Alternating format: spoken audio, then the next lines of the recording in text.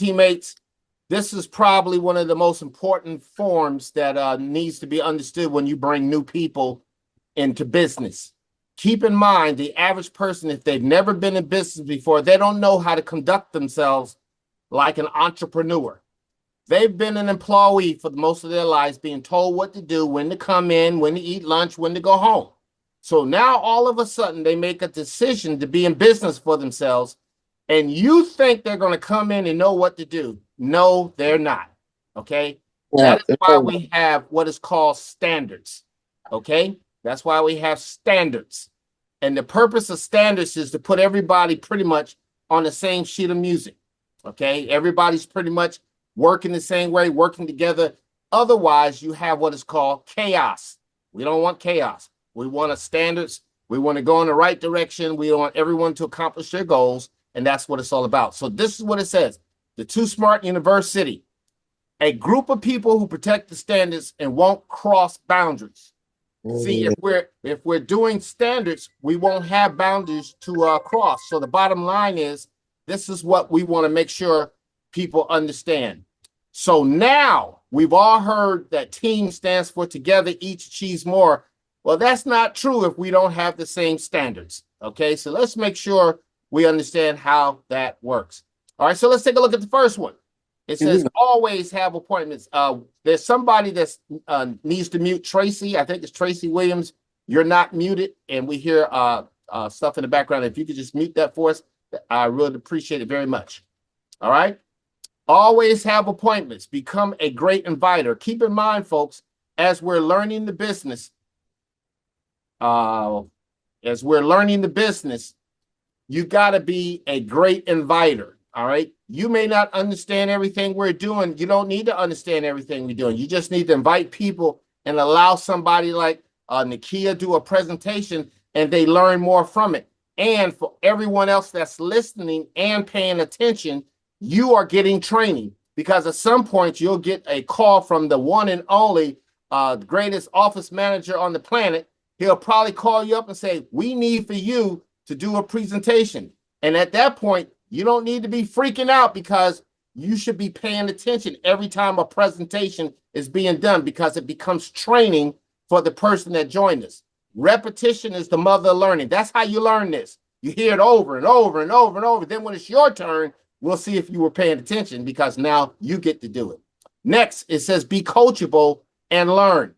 Being coachable means, in the Bible it says, lean not to your own understanding. It's like, don't come in here saying, well, over there we did it this way or this way. No, we don't do it that way over here. So you need to release what you think you know and learn.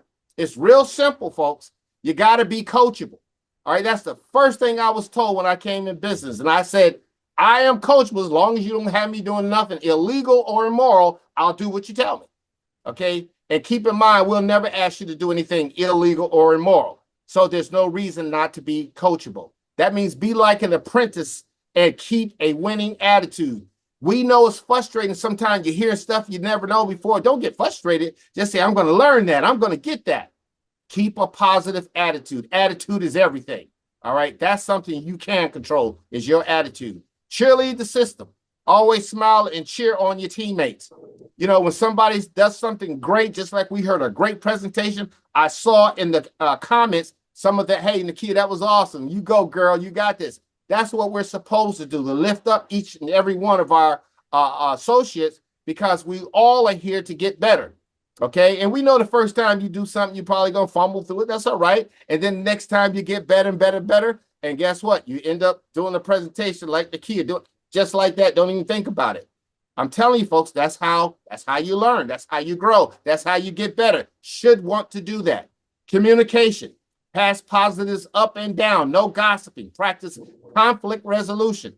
We don't need negatives. We used to say pass negatives up, positives down. I changed that.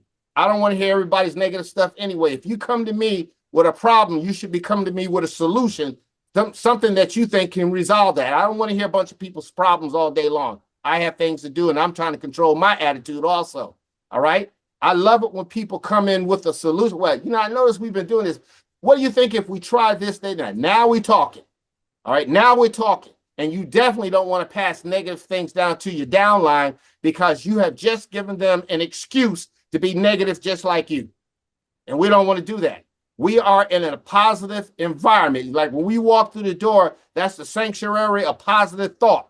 All we want to do is be thinking what we need to do to win, to get better, to make it work, to reach our goals. We're not trying to come up with excuses while we're failing. That helps nobody. We don't want to do that. All right. Accountability. Very important. Be on time all the time. When put in charge, when someone puts you in charge of something, you can't, if the store opens at 10 o'clock, you can't come to the door at 10 o'clock to open. You should have already been in there. Make sure the lights is on. Make sure the temperature is set right. Make sure everything is in place. So when you do receive people, it says professional. All right. So you would think everybody knows that, but I'm telling you now, most people, they don't get it because they've been told when to be to work and they get there right when they're supposed to be there and won't be late. And they let someone tell them what to do all day long for the most part. Now, that being said, if you're put in charge of something, you want to make sure that you got your ducks in a row, show up early enough, make sure the PowerPoint is working, make sure the Wi-Fi is working. I'm telling you, you can't come in at the time you're supposed to do it and then try to do all that. And you'd be like, wait a minute, hold on a second. It's coming. Wait a minute, just a minute. No. We should come in ahead of time, make sure it's working. So when it's time to execute, we execute. Now, some people think that that's being mean. No, it's not being mean. It's called being professional. That's all it is. We're striving to be the best we could be, which is professional. Okay. Next, when we talk about this, notice it says respect your coach, your leaders. Folks, the people that are responsible for you getting involved, listen, they can't win nothing if you don't win. So they do have your best interest at heart. All right. So again, now keep in mind, because we're human beings, nobody's perfect. Every once in a while, somebody's going to come up with a doozy. But as long as they're not intentionally setting out to hurt somebody, we just go with it. Say, man, you need to change that. Let's do something a little different. No big deal. Keep it moving. Positive attitude. Okay. So you want to show the people that's working with you respect, folks, because when it's your turn, when you got a bunch of babies following you, you're going to want the same type of respect too. So to get respect, you got to give respect. All right. So that's just the way it works. All right. Attend all scheduled, weekly, monthly, yearly, and emergency meetings. We haven't had an emergency meeting, but I might have a little one tonight because I might talk to you all about something that just happened actually within the company that I kept telling you all not to participate in anyway, but something happened and you can't participate in it now because it was shut down. All right. So the bottom line is from time to time, things are going to come up, going to happen. And you got leaders that might have been in business a little bit longer than you, might know a little bit more about you when the area of, especially when it comes to saving and investing, especially when you're licensed for over up to 40 years, we might have learned some things. All right. So the bottom line is at some point we might get an emergency meeting and have to talk about some things that's a little off guard based on the things that we normally talk about. Okay. So just keep that in mind, but be prepared, right? We could call a meeting at any time. Next, it says, if you have a legitimate reason for missing a meeting, out of respect, you should call your coach, your leader, 24 to 48 hours ahead of time. Now, this is where Mr. Terrence Simpson gets it all the time. Because if you were scheduled to do a presentation tonight at 7 o'clock and you call him at 6 and say, well, something happened. My dog ran out. I had to go get it. I'm just being facetious. But the point of it is, it would be nice if we have a 24 to 48 hours so we can, make a decision who else we can probably get to take your place. And technically, you are responsible for finding somebody else to take your place. All right? Not Mr. Terrence Simpson. If you know you can't do something, you should be calling up your team and look at mine. Can you fill in for me tonight? You did it at work. Think about it. When you was working and you wanted to get off, you went to your boy or your girl and said, look here, man, if you could work for me on this Saturday, I got you the next Saturday or when you need one. Good. And then you worked it all out. So when you do go to the boss or the advisor, whoever y'all have on the job, haven't had one in 40 years. So I don't know what y'all do now. But the point of it is, you could tell them we got a solution instead of coming to them with a problem and they got to try to figure it out. Like I did when I told my boss, when they told me to come to a meeting on a Wednesday, I went to my boss, I said, look, I need Wednesday off. And he went crazy because I was already on the schedule. And it was a fight. We was fighting, okay, about getting off. Once you're on the schedule, that's cut, that's cast in stone.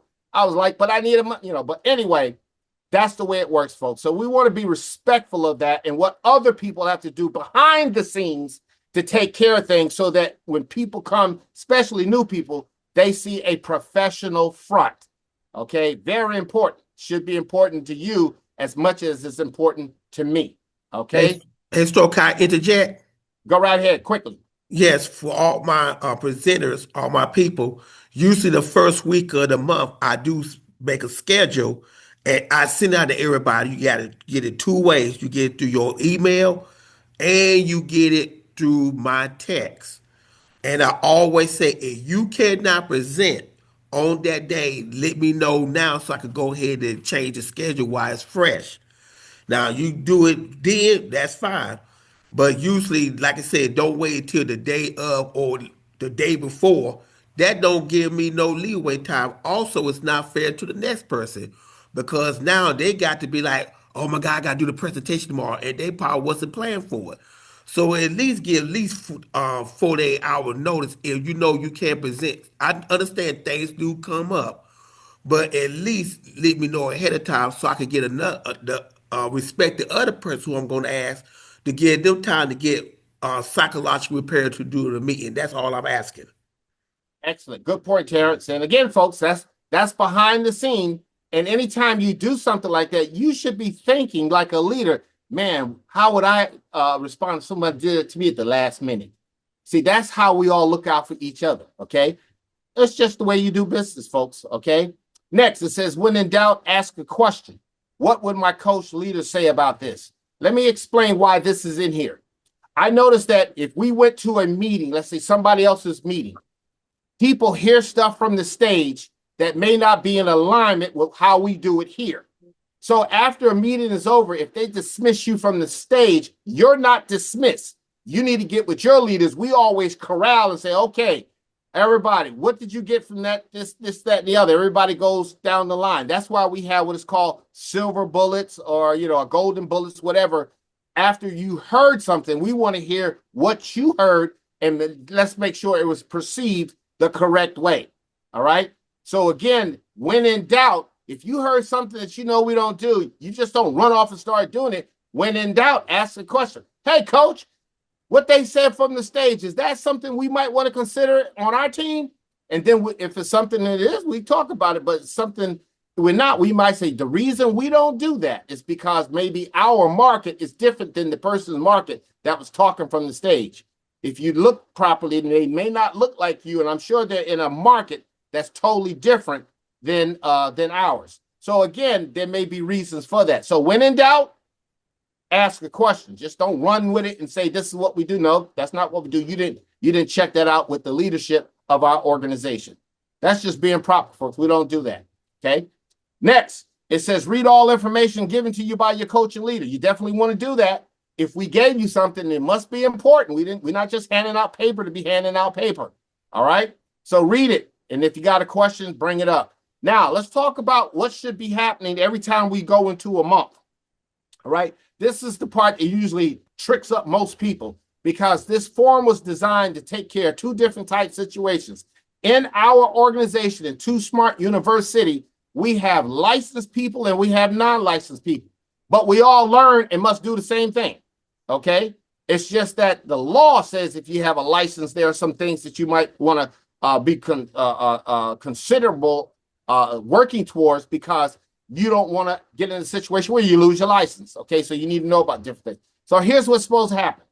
At the beginning of each month, everyone should be telling their leader, their upline, what you're expected to do for the month of, let's say, what month is we in there? What month is May? Here's what you can count on me to do in the month of May. So these are some names that we gave it so that you don't have to be saying, I'm going to do 2 of this, 5 of that, 8 of this. We got a name for it. We got a name for it. And the name is either going to be a spectator, a contender, a player, or a builder. That's a name. So if you say I'm going to be a spectator, if you were a licensed person, that means you're probably going to put one person in business and do at least $2,500 of premium. Now, if you're not licensed, you probably, what's premium? Don't worry about it. You ain't licensed, okay? Then if you ain't licensed, you go down there where it says non-licensed and it says spectator. A spectator is either going to put one person, zero to one person in business, and they're going to move a product. What products do we have? We have the Defender Plus. We have the Zingo Travel. Okay, those are our two products. If a person doesn't get involved in business, you can't convince me they don't need the Defender Plus. You can get your will done with that product, okay? You have access to legal representation when you need it, all right? You also, if you're going to travel and you want to save money, that's what Zingo Travel is all about. It's not about being a travel. We're not a travel agency. We are in business to save people money. That's what we do. And that product saves people money when they travel. We found out broke people travel. Broke people will borrow money to take a trip, take their kids to Disney. Why should they not be booking where they're going to stay and all that stuff through Zingo Travel? All right. So I would tell a person, well, look, I understand you may not be interested in getting a business right now, but guess what? One of these two products you do have a need for. I need you to take a serious look at it because I can show you how to do some things that can really help save you some money. That's what we should be doing. So again, you saw what a spectator is. So since most people on here tonight are non-licensed, I'm going to just go down there where it says non-licensed and just talk about that. All right. What's the next level? Contender. So you're saying for the month of May, I'm going to be a contender. That means you're going to put at least 2 associates in business and you're going to move at least 3 products. Somebody went to your website and got 2 Zingo Travels and 1 Defender Plus. So that you're not going through months doing 0 by 0, 0 by 0, no associates and no products. What kind of business are you running? All right. We're in business. Okay, we're in business. All right. Again, that's a contender. Now, a player, we're stepping it up your game. I'm gonna be a player. I'm gonna be a player in the month of May. Who else is gonna be a player? I tell you what, if you get there before me, next time we have an event, lunch is on me or something like that. Turn it into fun. Give yourself a reason to have to fight when you're tired or scared. Okay. So a player does 4. They put 4 people, minimum of 4 people in business, and they moved at least 5 products. That's a player. They in it. They playing. And then if you're really serious, because maybe you're looking to go full time at some point, then you will be what is called a builder. A builder does what? 10 or so. They put 10 people in business. Nakia showed you, if you put 10 people in business in a week, you made $1,000. Now, some people get excited about that. Some people will get off of work, do like I used to do, take a deep breath and say, all right, round 2. Then I went to work for me. And I work harder for me than I'll ever work for somebody else for a business I will never own. Okay, that's just Stroza. Now, you may not think that way. All right, if I don't own that, I'm not going to kill myself on a job. All right, but I'll do what I need to do for my own business, something that I can leave as an inheritance to my children's children. All right, so I just tend to look at things a little different. That excites some people and might upset some people, but I've accepted the fact whether it does excite or accept, it doesn't really matter. Because I'm going to do what I believe is right, period, anyway. All right. I don't let how people feel dictate what I'm going to do if I believe what I'm doing is right. Okay. Now, check this out, because everybody don't know how to explain this properly. When you go into a month, you made a decision whether you're going to be a what? A spectator, a contender, where is it at? Where is it? A player or a builder. Now, if a month goes by and you didn't do anything, 0, then you have to say for the month of May, I was an employee. Okay, that's a cuss word in business for yourself. I was an employee. That means you did no premium, no products, no recruits. So what did you do for you was an employee? Because you probably have something else to fall back on if you do nothing in your own business. We get it. I understand it. I used to have a job. All right. And I think I told y'all I took my whole month, whatever it is, I took my whole pay period.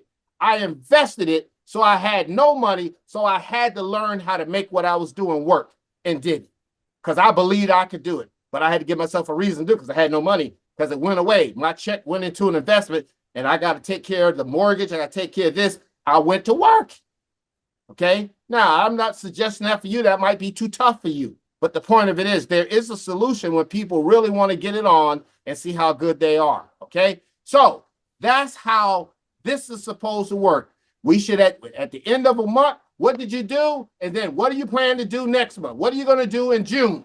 All right, everybody, what you going to do in June? You say, I'm going to be a contender. I'm going to be a player. Man, I'm going to be a builder. That's what you should say. So now we know what to look out for each individual as we go forward. I hope that makes sense to everybody. All right, good. Let's go to the next one. Work on self-improvement. See, this is what you're supposed to be doing when you have time on your own. Turn off that radio, turn off stuff that don't matter worth a doggone, and be listening to things that can increase how you believe in yourself and elevate where you are going. All right, that's why Terrence does an excellent job playing motivational information before people get on here. Y'all should ask people to get on a little earlier, because I'm telling you, that information be making people think. So by the time they get on and start listening to us, they got an open mind to receive what it is we're sharing. As broke as people really are in America, at any level, I don't care if they're making $250,000 a year. They spending most of it on they live in a $15,000 mortgage or whatever. Folks, that's just the way it is. Broke is broke at different levels. I don't care. They spend all they make broke. All right? So we got an opportunity to get people to see how to change that stinking thinking and get involved in something that truly can help people end up in a better financial situation. Okay, I just think that's better. So you need to read you need to have books that you read on a monthly basis, weekly basis. If you're a fast reader, if you're a slow reader like me, maybe a monthly basis, seminars, live videos, ebooks. That's what we should be doing with that free time we have. Turn some of that silly stuff off that don't prosper you and learn how to focus on something that can change your thinking and cause you to take it to the next level. All right, friendly competition in the base shop is fine. Y'all should be. Every month you go in and you say, I'm going to be a contender. You should get with the other contender and say, all right, I tell you what, let's see which one of us do the most this month. All right. But if we both get contender, we good. But if I get contender and you don't, then lunch is on you. Make it fun. I found out you do more when you compete. Now, the only people who don't want to compete are the people deep down inside know they probably ain't going to do nothing. They probably ain't going to change. That's why they don't want to compete. Because I've heard people say, yeah, I don't really like competing. I don't like that competing. Yeah, that's because you probably ain't going to do nothing. Okay? Yeah, I'd rather for you say, I probably ain't going to do nothing. We just leave you alone, find somebody who wants to compete. Because I want to compete with somebody who wants to win and take it to the next level. So should you if you in it to win it. Okay? I hope nobody's here in it to lose. You should be in it to win it. All right? Next, you want to make sure that it says right here, accept the fact that this is a numbers business. That's probably the biggest challenge we have when people come on board, because they think they talk to one person, that one person is supposed to say, yeah, this is great. I've been looking for this all my life. No, you got to talk to 10 people to find one that's got enough sense to know this is something they need to do now. Okay? Some of those other 9 might figure it out months or weeks or months from now, or even years from now, but you keep it going. If you talk to 10 people, somebody going to say, man, where you been? I'm looking for this right now. But when you talk to 1 or 2 people, I call it the onesie twosies. Guess what, folks? That doesn't work long term. And the scary part is, let's say you join the business and you put 3 people in business just like that. And now you thinking I can get away with just talking to 3 people and put them in business. That was a fluke. Doggone it. That's a fluke. You can't, that will not work long term. What works long term is working the numbers. Talk to 10 people. Get names and numbers from 10 people, invite them to something that they can see other than you. We call it peek and pass, peek their interest, pass them to somebody else other than you. And then guess what? Your business will grow. And then you just get better and better. It goes right back to be a great inviter. Okay? That's how it works.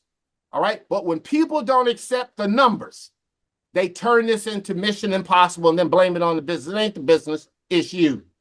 Okay, you want one car, you want to build a big Walmart, and you want the first car that drove by to drive in the parking lot, get out and go buy something. That's not how it works. They put them buildings in that spot because they know how many thousands of cars go by that spot, and they know out of thousands of cars, how many of them are going to turn into the parking lot. And when they get in the park, they know how many are going to come in the store. Everybody come in the store don't buy something. But if enough people come in the store, somebody buys something, and they know what the numbers are, and they got a profitable business. Works the same way for you and I. See, folks, you just got to accept the numbers. Next, it says, run your business like a business. You can no longer think like an employee. You're in business. And when you're in business, there are some things you're going to need when you're in business. Okay? It's real simple, folks. All right. So if you're in business, you're probably going to need your own computer. You're probably going to need your own mobile business device. That's a cell phone. Okay. You're going to need this. And because you need it all for business, we're writing it all off because that's what we learned tonight. If you use it for business, it's a tax deduction. Why are we fighting it? Go get you a printer. Go get you another computer. Go get you your phone. If your phone is messing up every time, go get another one. Write that sucker off. Folks, that's what business is. Okay. Smart devices. These devices are smarter than most of us. Well, smarter than me. Okay, I put that on. Some of y'all are real smart. Y'all probably know how to use everything. I don't. Still learning. Okay, and then of course, last but not least, it says you should have a business travel fund. Whether you working the business, doing them both, you should be putting money aside. So when we do have to make a trip somewhere, we don't have to hear, well, I ain't got no money. I didn't plan for this. You knew all year long that we probably going to do something in December, all go somewhere together and chill out so we can have our business meeting and write that trip off. Other people do it. Why not us? Okay. So we're in a entrepreneurial learning environment, and this is what the standards is all about. And once you've done all that, read all that, you're supposed to sign that paperwork and print your name and date it and give it to your upline because it really is an accountability sheet. It holds you accountable. You shouldn't be able to walk around and say, well, I didn't know. I didn't know it was a numbers business. I didn't know we were supposed to cheerlead our teammates. I didn't know. Yes, you knew. You just maybe chose not to do it. Hope that's not the case. But at least we have a leg to stand on because we know that we made this known to everybody that gets involved with us. So, folks, I hope that helps you. I really do. This form is very, very, very important. So when you bring someone on, you should sit down and have the discussions of the standards. Here's how we roll here. Here's how we do it here. I don't know how you do it over there, but here's how we do it here. All right. So I'm going to open it up for any questions that you might have. You can leave it up, Terrence, just in case you got any questions. Oh, go ahead. You go ahead and well. Let's stay up. All right. This is where we open up and we talk for a few seconds here. What did you think you heard of what I just said? Let's talk.